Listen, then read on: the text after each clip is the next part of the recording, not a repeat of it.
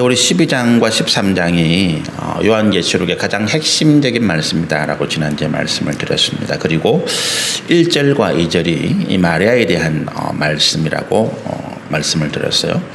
1절에 이제 해를 옷 입고 그 발에는 딸이 있고 달을 딛고 서 있는 거죠. 그 머리에는 12별의 면류관을 쓴 이 모습이 어떤 여신 마리아를 신격화한 우상시하는 이런 모습이 아니고, 마리아가 예수님을 낳은 공로, 그 2절의 말씀 보면 이 여자가 아이를 배워서 해산하게 되었는데 아파서 애를 쓰며 부르짖더라 하는 이 말씀 가운데, 마리아가 예수님을 낳은 그 공로로 인해서 이제 하늘나라에서 영광과 상급을 받은 그 영광의 모습을 기록한 것이다, 이렇게 말씀을 드렸습니다. 그리고 마리아의 공로라고 하는 것이 그가 처녀로서의 순결한 명예를 잃어버리고, 또 그가 이제 생명까지도 약혼 정혼한 여자로서 가늠한 그런 세상의 편견에 따라서 생명을 잃어버릴 수 있는 위기뿐만 아니라 그 인생 전체가 나락으로 파탄으로 떨어질 수 있는 그런 어떤 위험 가운데서도 하나님 앞에 순종하고 충성한 그것이 이제 마리아의 큰 공로다라고 말씀을 드렸죠. 그런데 이제 우리가 여기서 이제 한 가지 생각해 봐야 할 것이 있습니다. 그게 뭐냐 하면, 예수님께서 성령의 역사로 마리아를 통해서 이 땅에 오셨다, 이렇게 이제 성경이 말씀하고 있잖아요. 근데 그게 뭐냐 하면, 마리아가 동정녀로서 남자를 알지 못하는 상황에서 임신을 했다라고 이제 성경이 말하고 있죠. 이것이 이제 그 성경에서 우리 기독교의 가장 중요한 교리 가운데 하나인 동정녀 탄생이라고 하는 것입니다.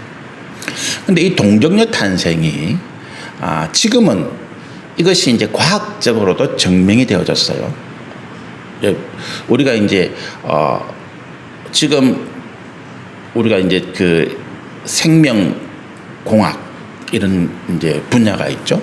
생명공학이라는 건 뭐냐 하면 생명의 어떤 그 탄생, 그리고 생명의 어떤 성장, 심지어는 어떤 생명체의 죽음까지도 인간이 한번 어떻게 조절해 보겠다라고 하는 그런 어떤 분야로 시작된 것이 이제 생명공학이라고 합니다. 이제 생명공학에서 가장 지금 이제 핵심적인 분야가 뭐냐 하면, 이제 이게 인공적으로 사람이 어떤 생명체를 복제해내는 것, 이것이 이제 요즘 가능해졌다. 이론적으로는, 기술적으로는 이제 사람도 복제할 수 있는 그런 기술적인 수준까지 갔다, 이렇게 이야기해요. 양이나 개나 돼지나 소는 당연히 복제하고 복제된 것들이 잘 살고 있고, 사람까지도 이론적으로는 이제 남자와 여자와의 어떤 관계, 결혼 관계가 아니라 그냥 그 몸에서 세포를 하나 떼내가지고 그 세포를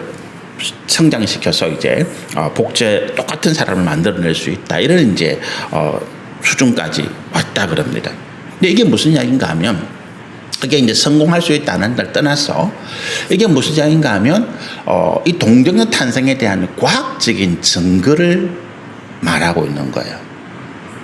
그러니까 마리아의 몸에서 어떤 생명을 만들 수 있는 그런 난자라고 하는, 거기에 생명의 핵인 하나님의 역사가, 성령이 그 가운데 들어가셔서 이제 그 마리아의 몸을 빌어서, 본체는 하나님인데 겉으로 드러나는 몸은 인간인 마리아의 몸을 빚고 온 이와 같은 이제 예수님의 탄생이 인간이 과학적으로 이해할 수 있는 수준이 되었다라고 하는 거죠.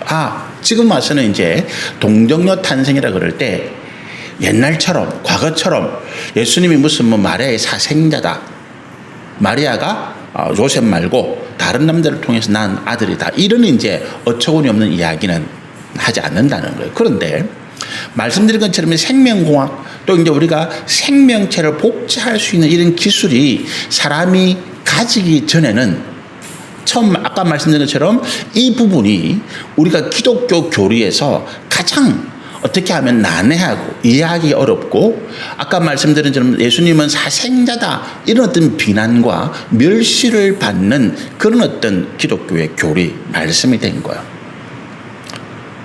예수님께서 탄생하신 2000년이니까 생명공학이 발달한 게 불과 10년, 20년 안 됐잖아요. 그럼 2000년 가까이 예수님의 탄생을 두고 사단은 그거를 빌미로 기독교를 모욕하고 하나님의 역사를 모독하고 그리고 세상에 온갖 비난과 구설수를 만들어냈다라고 하는 것입니다. 그런데 그럼에도 불구하고 왜 이 동정녀 탄생이라고 하는 것이 기독교의 가장 핵심적인 교리, 믿음의 가치를 가지고 있느냐 하는 거예요. 왜 우리는 이걸 포기할 수 없느냐는 것입니다. 그 이유는 예수님이 구원자로 이 땅에 오셨기 때문이다라고 하는 거예요. 구원자로서의 예수님의 자격, 구원자로서의 예수님의 조건에서 이 동정녀 탄생이 없으면 안 된다라고 하는 것입니다. 여러분, 우리가 예수님께서 구원자로서의 조건, 구원자로서의 자격에서 가장 중요한 것이 뭐냐 하면 예수님은 죄가 없었어야 된다라고 하는 거예요. 예수님은 죄가 있으면 안 돼요. 왜 그러느냐? 예수님이 십자가에서 돌아가시는 그 죽음은 자기 죄 때문에 죽어서는 안 된다라고 하는 것입니다. 구약 시대에 우리가 하나님께 드리는 속죄의 제사가 있잖아요. 구약 시대에 하나님께 드리는 속죄의 제사에서 가장 중요한 조건이 뭐냐 하면 그 죄인을 하나님 앞에 속죄의 제사를 드리는 사람을 대신해서 죽어지는, 피를 흘리고 죽어지는 제물, 짐승이 흠이 있으면 안 된다라고 하는 거예요. 짐승이 흠이 있다는 것은 영적으로 그 짐승이 자기의 죄를 가지고 있다는 의미예요. 그래서 제사장이 이 하나님 앞에 속죄의 제사를 드리러 오는 사람들이 가지고 오는 제물을 일일이 검사해 가지고 털도 하나 빠지면 안 돼. 발굽이 상해도 안 돼. 눈곱이 끼도 안 돼. 아주 건강한, 아주 깨끗한 짐승을 하나님 앞에 속죄의 제물로 드렸다는 거예요. 그것은 그 짐승이 죄가 없다라고 하는 것을 영적으로 상징하는 거죠. 예수님이 십자가의 죽음을 우리가 영적으로 어떻게 이해합니까? 예수님은 자기의 생명을, 자기의 육신을 우리의 속죄의 제물로 하나님께 드렸다라고 하는 것입니다.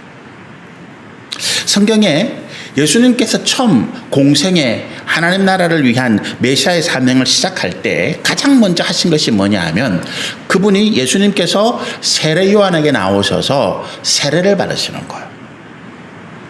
성경이 가장 먼저 예수님께서 하나님의 나라를 위해서 시작하고 이 땅에 메시아로 사명을 시작할 때 세례 요한에게 나와서 그 당시 세례 요한이 요단강에서 회개하라 천국이 가까웠다 이렇게 외치면서 죄인들에게 하나님 나라를 외치고 있었잖아요. 그러면서 세례 요한이 이제 그 앞에 나오는 유대인들, 그들의 죄를 하나님 앞에 속하기 위해서 나오는 이 유대인들에게 물로 세례를 주었죠.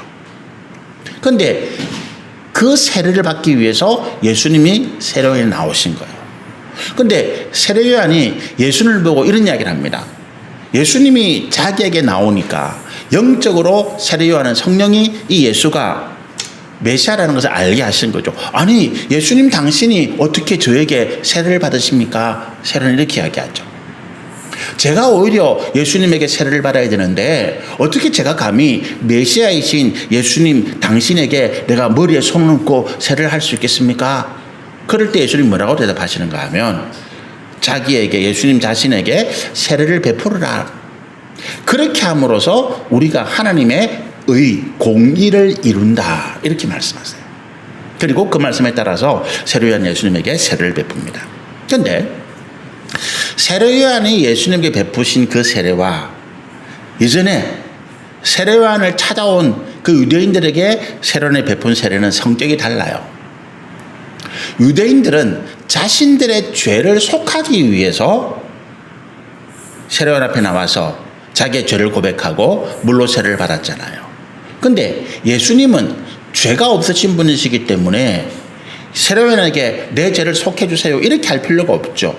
그런데 예수님이 세례 요한의 세례를 받은 것은 다른 조건 때문에 그렇습니다. 아까 말씀드린 대로 구약 시대에 1년에 한 번 대제사장이 모든 유대인들의, 모든 하나님의 백성들의 죄를 속하기 위해서 염소나 양을 잡아다가 그 머리에 안수를 해요. 그럴 때에 이 대제사장의 안수를 통해서 모든 백성들의 죄가 이 양에게, 이 짐승에게 옮겨져 갑니다. 그리고 그 짐승은, 염소는 이제 모든 유대인들의, 모든 하나님의 백성들의 죄를 대신해서 피를 흘리고 죽어요. 그리고 대제사장은 그 피를 받아다가 속죄소, 지성소 가운데 있는 그 법궤의 뚜껑을 속죄소라고 그러거든요. 거기다가 그 피를 쏟아붓습니다. 그렇게 함으로써 그 해에 모든 하나님의 백성들의 죄가 속함을 받는 그런 영적인 의식이 이제 있어요. 세례요한이 제사장 가문의 아들인 거거든요. 세례요한이 제사장 가문의 아들이기 때문에 그가 예수님의 머리에 손을 얹었다라고 하는 것은 예수님이 가지고 있는 죄를 속한 것이 아니라 예수님에게 모든 인류의 죄를 전가시킨 거예요. 예수님이 세례요한의 세례를 받을 때 죄가 없으신 예수님께 모든 인류의 죄가 다 옮겨진 것입니다. 그리고 그때부터 예수님은 어디를 갔어요? 예루살렘을 향한 길을 갔어요. 십자가를 향한 길을 간단 말이죠. 그리고 그 다음에 세례요한이 예수님을 보고 이런 이야기를 합니다. 보라, 세상 죄를 지고 가는 하나님의 어린 양이다. 그게 세례요한에게 예수님이 세례를 받으신 이유예요. 세상의 모든 죄를 자기가 지고 세상의 모든 인류의 죄를 대속하는 속죄의 제물 어린 양으로서 십자가를 향해서 가는, 그래서 십자가 예수님의 죽으심이 우리의 모든 죄, 세상의 모든 죄를 대신 지고 죽으시는 속죄의 죽음이다. 우리가 이렇게 말하고 믿는 것입니다. 그 이야기예요. 그러니까 예수님이 자기 죄가 아니라 인류의 모든 죄를 지고 십자가에서 죽으셔야 하기 때문에 예수님은 죄가 없어서야 된다라고 하는 것입니다. 예수님이 죄가 없으신다 할 때 죄가 뭐죠? 죄는 우리가 두 가지 성격을 가지고 있습니다. 첫 번째는 뭐냐 하면 원죄라고 하는 거죠. 원죄라고 하는 것은 아담으로부터 내려오는 조상들의 죄를 말합니다. 이것이 우리의 혈통, 우리의 유전자를 타고 우리 가운데 계속 흘러오는 거예요. 그래서 우리는 태어나면서부터 죄인이다 이렇게 되는 것입니다. 예를 들어서 우리가 김씨 가문에 태어났다. 그럼 나는 태어나면서부터 김씨예요. 왜? 우리 조상들이 다 김씨고 내가 김씨의 혈통, 김씨의 유전자를 받았기 때문에 그렇습니다. 내가 박씨 집안에 태어났으면 나는 박씨예요. 박씨의 혈통, 박씨의 유전자를 받았기 때문에 그렇습니다. 우리가 아담이라고 하는 인류의 원죄, 그리고 우리 조상적부터 계속 내려오는 죄의 값, 이것을 물려받고 있는 거예요. 조상의 죄입니다. 이것이 태어나면서부터 나를 짓누르는 거예요. 그게 원죄라고 합니다.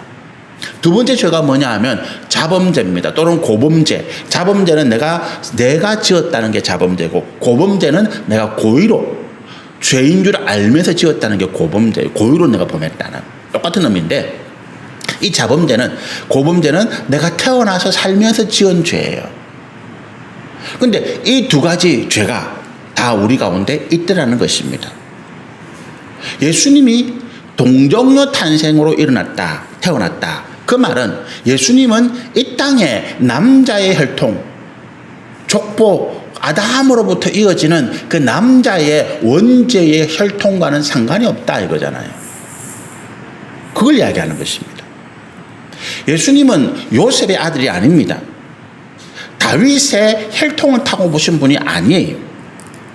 형식적으로 요셉과 마리아가 다윗의 가문이기 때문에 다윗의 후손 이렇게 불릴 뿐이지, 예수님은 다윗과는 혈통으로 아무 상관이 없습니다. 예수님은 아브라함의 후손이 아니에요. 예수님은 아담의 원죄를 가지고 있지 않습니다. 왜? 뭐 때문에요?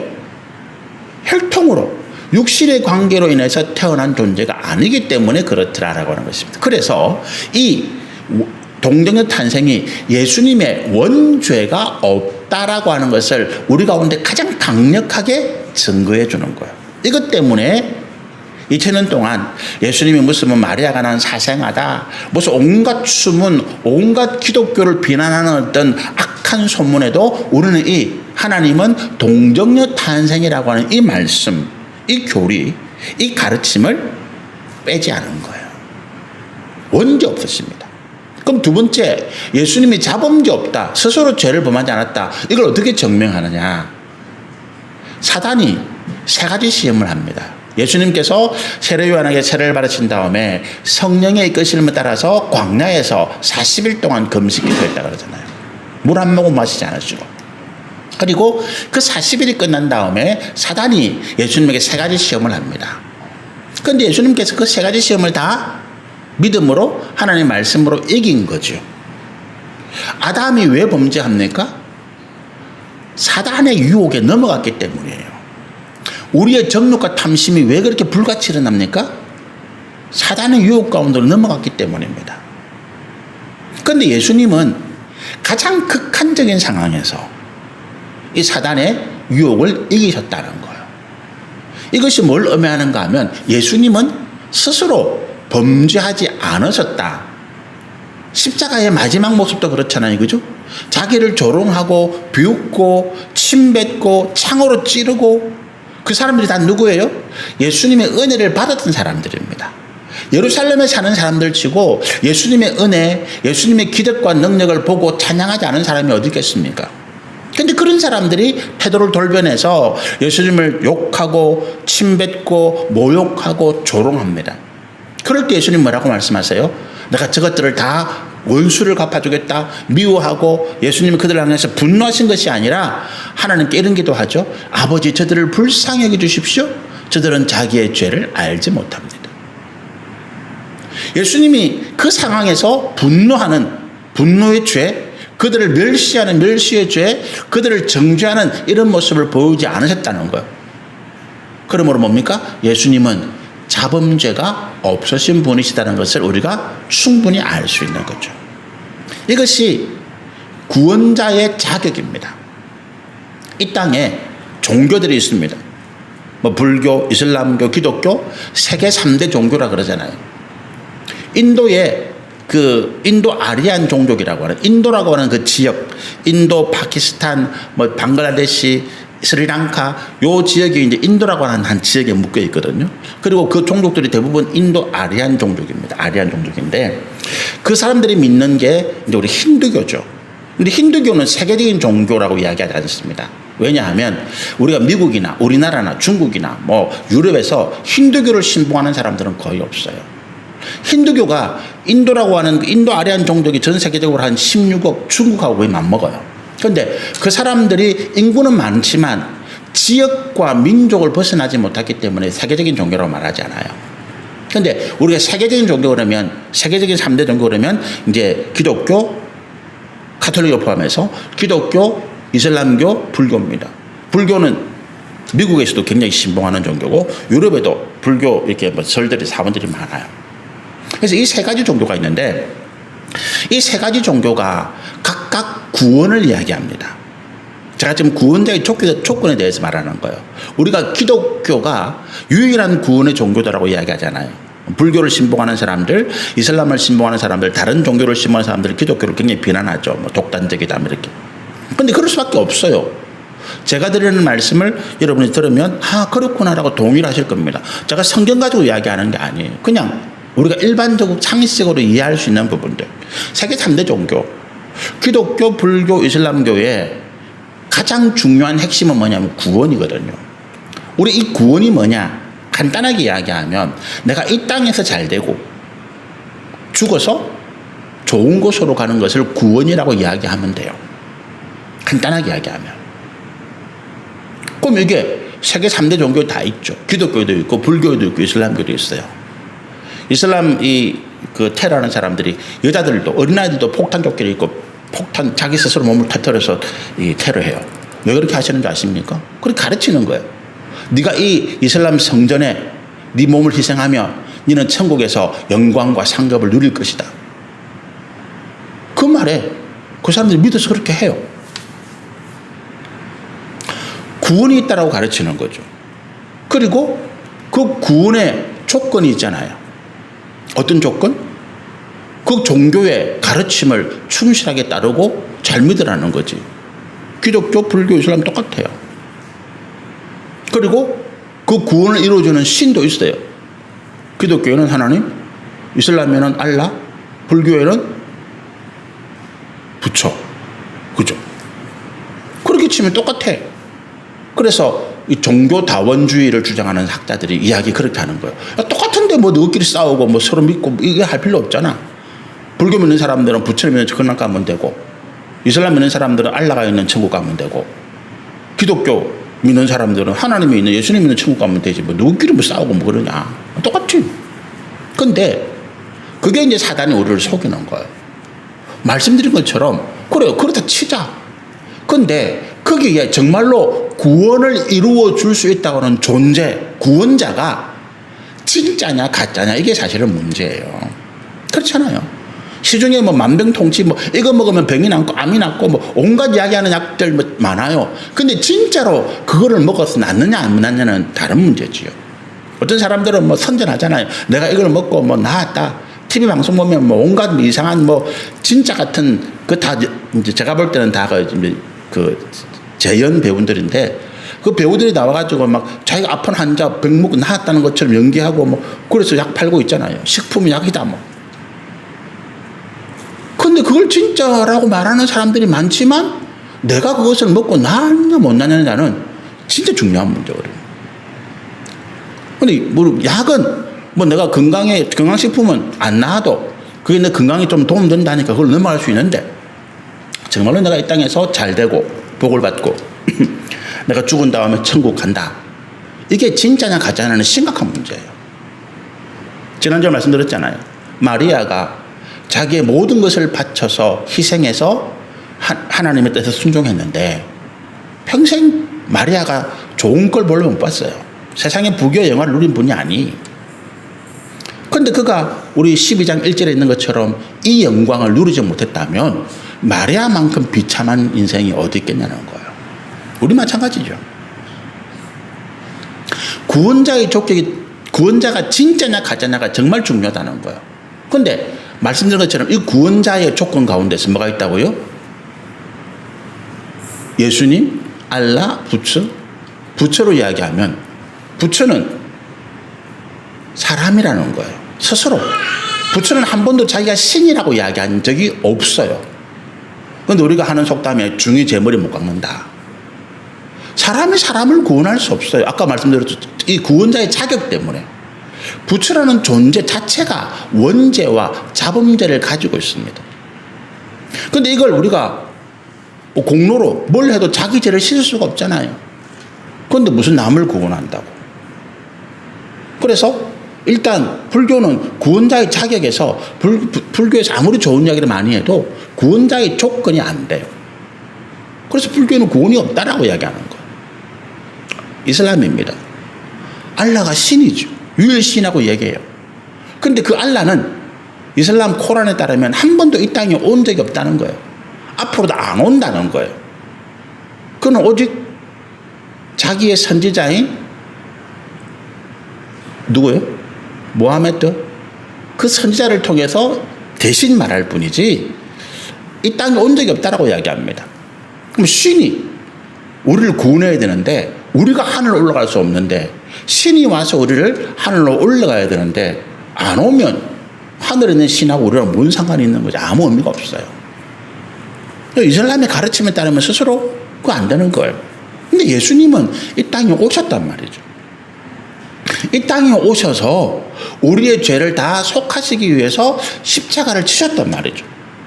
그리고 예수님이 구원자의 조건 가운데 자격 가운데 죄가 없으신 분이라는 것을 예수님의 탄생의 과정과 또 예수님이 이 땅에 살아가시면서 보여주신 모든 삶을 통해서 증명해 보이셨다는 거예요. 그런데 우리가 이 예수를 믿지 않고 누구를 믿겠느냐라고 하는 것입니다. 누구를 믿겠느냐는 거예요. 그래서 우리는 오직 예수 그리스도만이 우리의 구원자시다. 이 땅에 오직 우리에게 구원을 주실 분은 이 예수님 말고는 없다라고 당당하게 이야기할 수가 있는 거예요. 그걸 알지 못하는 사람들은 야 우리 불교에도 뭐 고성대덕들 뭐 간 사람이 많다 그래. 많다 칩시다. 불교가 이 땅에 전래된 지 부처님이 땅에 온 지 2700년 뭐 2600년 이런 넘어가요. 그동안에 불교를 얼마나 많은 인구를 믿었을 텐데 그 고성자들도 그러면 내가 해탈하고 내가 극락 갔다고 스스로 자신 있게 말하는 사람들이 몇 명 되겠냐는 거예요. 확률적으로 없어요. 우리가 이 1절과 2절에서 마리아가 예수님을 낳은 공로라는 게 그만큼 위대하고 그렇게 태어나신 동정녀의 몸을 입고 이 땅에 오신 예수님은 이 땅의 유일하신 구원자의 자격, 조건 때문에 그렇게 오셨다라고 하는 것입니다. 그것이 예수님께서 마리아 동정녀의 몸을 입고 오신 이유, 메시아이신 하나님의 구원 계획과 예수님의 동정녀 탄생이 왜 그렇게 중요한가라고 하는 부분들에 대한 말씀입니다. 우리 3절 보시죠. 3절부터 이제 본격적인 영적인 전쟁이 시작됩니다. 하늘에 또 다른 이적이 보이니 보라, 한 큰 붉은 용이 있어 머리가 7이요 뿔이 10이라. 그 여러 머리에 7 왕관이 있는데, 이렇게 4절이 이야기해요. 하늘에 이제 다른 이적이 보이니, 우리가 이 이적은 뭐 기적인데, 이적은 기적이라보다도 이제 우리가 흔히 보지 못했던 놀라운 일들을 이적 이렇게 이야기해요. 하늘에 열렸는데 거기에 큰 붉은 용이 한 마리가 떡 있는 거예요. 그런데 이 용이 아주 특별합니다. 머리가 7개고, 그리고 뿔이 10개가 달려있고, 7 왕관이 머리마다 하나씩 탁탁탁탁탁 올라있는, 이런 이제 아주 무섭고 신비하고 놀라운 모습을 하고 있는 이런 용이 한 마리 떡 있더라는 거예요. 여러분, 이게 이제 이 모습, 우리가 성경에서 어떤 뿔이라고 이야기할 때, 뿔은 뭡니까? 영광, 권세를 상징한다, 이렇게 말하죠. 그죠? 권세입니다. 뿔은 권세를 상징해요. 그리고 머리에 있는 왕관은 영광입니다. 그죠? 이 붉은 용이, 아주 큰 붉은 용이 대단한 어떤 권세와 영광을 가지고 있는 존재라고 성경이 말하는 거죠. 이 종이. 그런데 머리가 7개다는 거예요. 이 머리가 7개라는 것은 하나님의 완전하심을 이 용이 비슷하게 가지고 있는 거죠. 쉽게 얘기하면 이 용이 하나님처럼 보이기 위해서 이제 그와 같이 모습을 하고 있다라고 하는 것입니다. 하나님의 영광과 권세를 이 용이 흉내를 내고 있다. 이 용이 붉은색인 이유는 다른 것이 아니라, 붉다는 것은 전쟁을 상징하거든요. 그래서 이제 이 용이 붉은 것은 세상에 큰 혼란과 파괴를 가져오기 때문에 이 용이 붉은색을 띠고 있는 거예요. 용이라는 존재는 세상에 화평을 주는 존재가 아니라는 거예요. 이 용은 세상의 전쟁과 기근과 죽음과 세상의 어떤 파괴와 혼란을 가져오는 그런 존재다라고 하는 것입니다. 그런데 이 용의 정체가 뭐냐 하면, 9절 말씀 보면 큰 용이 내쫓기니, 이렇게 표현하죠. 이 용입니다. 3절에 있는 그가 옛 뱀 곧 마귀라고 하고 사탄이라고도 한다, 이렇게 표현하는 거죠. 그러니까 이 용은 정체를 9절에 이렇게 말합니다. 이 용은 옛뱀이다. 옛뱀은 뭐겠어요? 창세기 3장에서 아담과 하와를 유혹했던 그 뱀의 형상을 하고 있는 존재. 이게 옛뱀이에요. 인류를, 아담과 하와를 유혹해서 범죄하도록 만든 존재. 그게 옛뱀이고, 그 본질과 정체는 뭡니까? 사단이라기도 하고, 뭡니까? 또 마귀라고도 하는 존재다. 이름이 마귀라고 불리기도 하고 사단이라고 불리기도 하지만 이 존재는 이 큰 용이다, 이렇게 말하죠. 그런데 이제 이 마귀 사단에 대해서 성경이 이 존재가 원래 어떤 존재였냐라고 하는 어떤 힌트라고 할까요? 어떤 그런 우리가 이해할 수 있는 조그마한 단서 하나를 줍니다. 그게 뭐냐 하면 이사야 14장에 있는 말씀이에요. 이사야 14장 12절에 14절에 이제 이런 표현이 있어요. 이 존재를 향해서 아침의 아들 계명성, 이렇게 이야기해요. 그리고 그가 하나님의 귀한 영광을, 아주 귀한 높은 존재로, 한번 볼까요? 이사야서 14장 성경을 한번 보면서 이야기하시죠.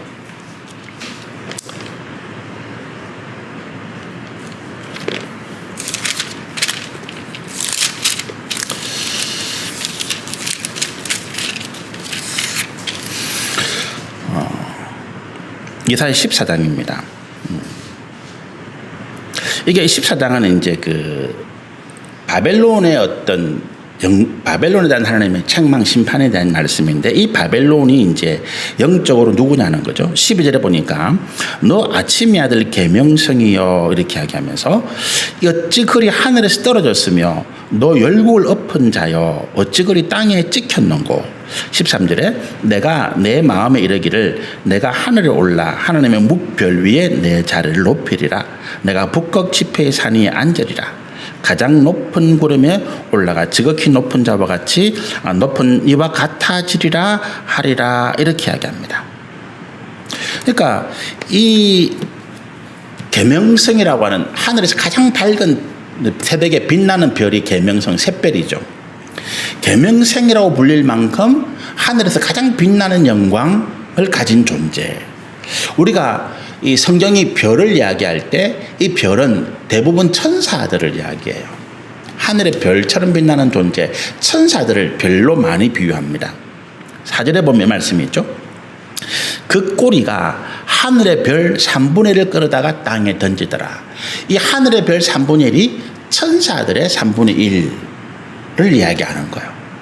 그러니까 이 계명성은 하늘의 천사들 가운데서 가장 높은 존재, 가장 존귀하게 지원받은 존재, 그리고 가장 영광을 가진 존재라고 하는 거죠. 자, 그러면 우리가 이 말씀을 통해서 어떻게 이야기할 수 있습니까? 이 사단은 처음에는 하나님께서 지으신 가장 존귀한 천사 가운데 한 존재였다라고 하는, 그가 하늘의 영광을 권세를 가지고 있는 존재였다.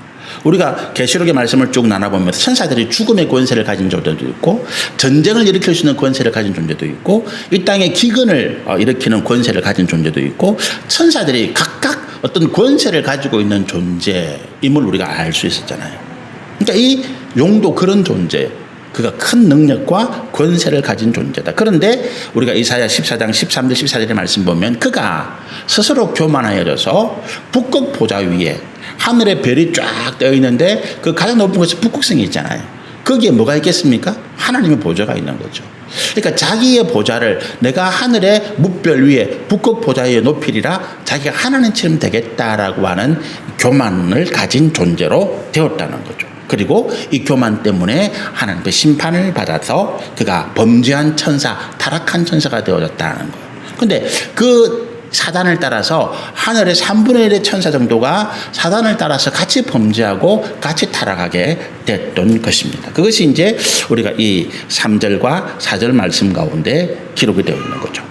그러면서 이 4절의 말씀 보면 4절에 그 꼬리가 하늘의 별 3분의 1을 끌어다가 그 사단의 용꼬리를 따라서 3분의 1 천사가 땅에 내려왔다 그랬잖아요. 이들이 땅에 내려온 존재가 뭐가 됩니까? 우리가 흔히 말하는 귀신이죠. 악한 영을 말합니다. 이 귀신이, 악한 영이 우리 이 땅에 하나님을 알지 못하는 자들, 또 우리가 하나님 앞에 범죄하고 우리가 이 정욕과 탐심 가운데 있을 때에 우리 마음에 스며들어서 우리로 하여금 하나님을 떠나서 범죄하게 만들고 우상을 섬기게 만드는 이런 존재라고 하는 거예요. 귀신이 참 용합니다. 그죠? 우리의 모든 과거를 다 알아맞혀요. 근데 우리의 미래는 알지 못합니다. 무당들이, 우리가 용한 무당을 찾아가면 너 어떻게 했지 어떻게 했지 뭐 우리 깜빡 뭐 죽잖아요. 어이구 대단함.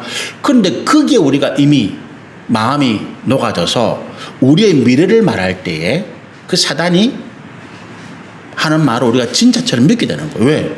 우리의 과거를 다 알아맞힌 존재니까 우리의 미래도 그렇게 될 것이라고 생각을 한다라고 하는 거예요. 그런데 이것이 사단의 속임이에요. 왜 그런가 하면 우리가 이제 잘 기억이 나실런가 모르겠는데 심진송이라고 하는 무당이 있어요. 심진송. TV에도 몇 번 나오고 아주 용한 무당. 정말로 모든 것을 다 알아맞히고 무슨 뭐 대통령 선거까지도 탁탁 알아맞히고 이런 존재인데, 그가 대통령 선거에 대해서 이제 자신있게 방송에 나와서 이번에는 누가 당선될 것이다라고 예언을 했어요. 그게 안 됐어. 공개적으로 예언하니까 그게 안 되니까 이제 이게 신발이 떨어졌다고 추락했겠죠. 그 다음에 이 양반을 이제 이 여자를 이제 그 방송에서 불러가지고 왜 당신이 그 예언한 게 틀렸느냐라고 이야기를 하니까 그 여자가 뭐라고 얘기했는가 하면 나는 귀신이 나에게 말해주는 대로 할 뿐이다라고. 내가 미래를 아는 것이 아니고 귀신이 나에게 이렇게 말하라. 그러면 나는 그대로 말할 뿐이다라고 하는 거예요. 그럼 그때에 귀신이 왜 그렇게 말했겠습니까? 왜 누가 대통령이 된다? 이 사람이 굉장히 영적으로 아주 능력이 뛰어난 미래를 알아맞히는 그런 용한 무당이라 소문이 났으니까 그 사람 지지율을 높이기 위해서 귀신이 볼 때는 이 땅의 혼란과 이 땅의 어떤 죄악을 부추기기 위해서는 그 사람의 대통령이 낫겠다 이렇게 생각하는 수도 있는 거죠. 우리가 무당에게 속는 건 그런 거예요. 이 사람이 과거에 우리 문제를 다 아는 거예요. 내가 언제 물에 빠져 죽을 뻔했고 내가 언제 부모를 잃었고 내가 형제가 맺히고 이런 일들에 대해서 귀신이 다 이야기하니까 진짜인가 보다 너무 용하다. 그래서 내 미래를 이야기하는데 이것도 그대로 될 거라고 생각을 하는 거예요. 그건 우리의 사단의 우리를 속임이라는 거죠. 절대로 사단은 우리를 그렇게 속일 수가 없습니다. 하늘의 별 3분의 1의 땅에 내려왔다. 이 존재들이 이 땅의 공중 권세 잡은 자들이 되어져서 이 땅을 미혹하고 사람의 마음속에 들어가서 범죄하게 만들고 세상의 혼란과 파괴와 세상의 모든 악한 일들을 일으키는 배후의 세력, 우리가 흔히 말하는 귀신, 악한 영들이 이제 이 존재인 것입니다. 이들 때문에 이제 영적인 전쟁이 벌어지고 있는 것이죠. 영적인 전쟁이 무언가, 또 우리가 어떻게 영적인 전쟁에서 이길 것인가, 이 부분은 이제 우리 다음 주에 말씀을 다시 나누시면 좋겠습니다. 제가 이 12장 13장의 말씀을 조금 천천히 아주 상세하게 하는 이유가 이 12장 13장의 말씀 가운데 말씀드린 것처럼 신론, 하나님이 어떤 분인가, 인간이 왜 범죄하게 됐는가, 인간론이죠. 타락. 그리고 기독론, 예수님은 우리에게 어떤 분인가, 예수님의 구원은 뭔가, 교회론도 이 가운데 있습니다. 교회가 어떤 존재인가, 성도들이 어떻게 살아갈 것인가, 이 부분들이 이 12장 13장에 압축적으로 요약되어 있어요. 그냥 읽어가면 신기한 말이다. 그래서 제가 말씀드린 것처럼 이 붉은 용은 사단이야, 이 천사, 별들의 3분의 1은 타락한 천사의 귀신이야, 이렇게 간단하게 이야기하고 넘어가면 이게 이제 우리가 말씀을 제대로 이해하지 못하는 부분이 되기 때문에 제가 좀 상세하게 우리 성경에 있는 모든 내용들을 가급적이면 우리가 이 말씀 가운데 다 녹여서 좀 시간이 걸리더라도 함께 하나님의 말씀을 나누려고 합니다. 그것이 우리가 이 세대를 우리가 악한 영들의 속임에서 이길 수 있는 우리의 무기이기 때문에 그렇습니다. 말씀의 검이죠. 진리의 검입니다. 하나님께서 우리 가운데 지혜와 계시의 정신을 주셔서 이 말씀을 우리가 다 이해하고 또 우리 마음에 새겨 나가게 되시기를 소원하고 축복합니다. 우리 같이 한번 기도하시겠습니다.